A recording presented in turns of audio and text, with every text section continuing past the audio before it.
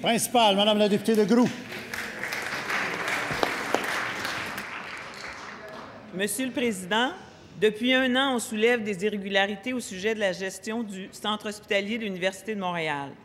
En juin dernier, l'actuel DG du CHUM est venu lui-même en commission parlementaire nous confirmer qu'il ne respectait pas la loi 100, qu'il fractionnait des contrats, qu'il recevait de façon illégale une portion de son salaire.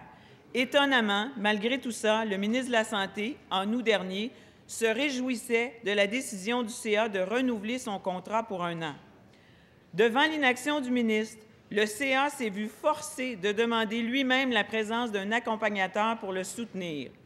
Aujourd'hui, le rapport du vérificateur général est clair. Il confirme ces faits et même plus.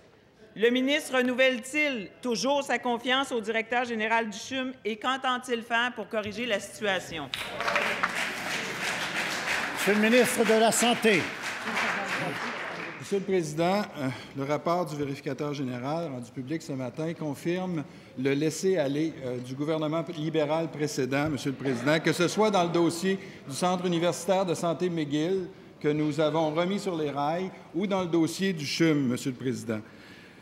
Lorsqu'il est arrivé en poste, l'ancien ministre de la Santé s'est empressé de congédier le directeur général du CHUM pour mettre à la place un nouveau DG avec des conditions salariales que le vérificateur général vient de dénoncer, Monsieur le Président. Pendant 2 ans, ces conditions salariales-là n'ont pas respecté même les règles du Conseil du Trésor et il a fallu modifier les règles du Conseil du Trésor pour les ajuster au salaire qui avait été convenu.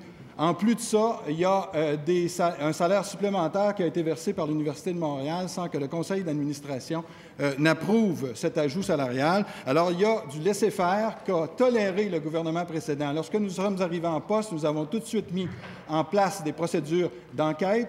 L'Agence a fait une enquête, rendu son rapport. Nous avons mis en place 2 observateurs au conseil d'administration et le vérificateur général qui avait déjà décidé de faire l'enquête a rendu son rapport public ce matin et confirme nos appréhensions, Monsieur le Président. Première complémentaire, Madame la députée de Groux. Monsieur le Président, depuis le mois de juin, on est au courant de toutes ces choses et encore l'inaction de l'actuel gouvernement. 70 000 $ ont été versés en trop en salaire à M. Père. 1,3 million versés en trop au personnel d'encadrement depuis 2010. Un cadre du CHUM a même accepté de manière illégale, après l'approbation de la direction générale, une rémunération de 104 000 $ sur 4 ans provenant de la fondation du CHUM. Comment le ministre entend-il récupérer ces sommes? C'est lui qui est là aujourd'hui. Monsieur le ministre de la Santé. Monsieur le Président, il fallait attendre le dépôt du rapport du vérificateur général, ce que nous avons ce matin, Monsieur le Président. Et suite à ce dépôt, je rencontre cet après-midi le conseil d'administration pour demander à ce conseil ce qu'il entend faire suite au dépôt du vérificateur général.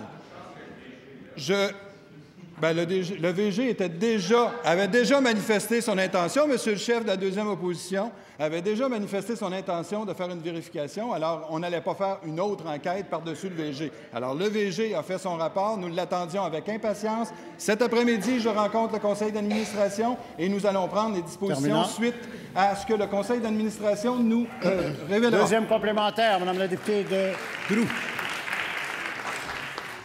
Monsieur le Président, est-ce que le VG va devoir nous dicter au ministre quoi faire?